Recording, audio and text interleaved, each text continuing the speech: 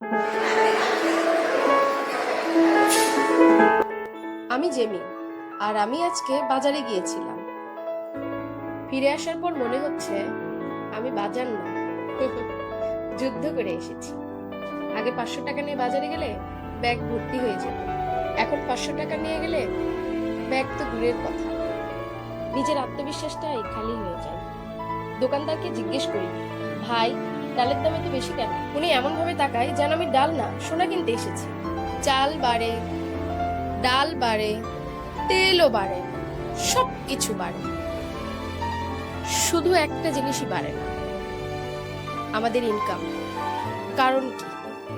ডলারের দাম বাড়ছে, ঠিক আছে, পরিবহন খরচও বাড়ছে, তাও ঠিক আছে, কিন্তু মাঝখানে আর একটা জিনিস আছে যেটা আমরা সবাই জানি, কিন্তু কেউ বলতে চায় না।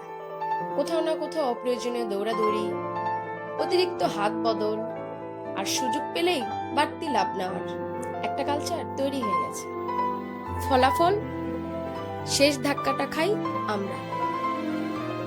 আমি জেমি, আমি কোনো বড় লোক না, আমি আপনাদের মতোই একজন মানুষ।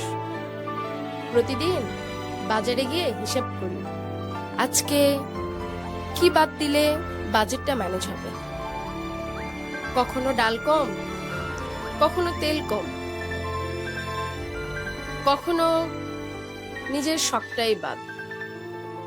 আমরা কি আসলে এই অবস্থার যোগ্য?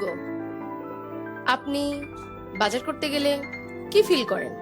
কমেন্টে লিখুন, আর এই ভিডিওটা শেয়ার করুন, কারণ এটা শুধু আমার গল্প না, এটা আমাদের সবার গল্প।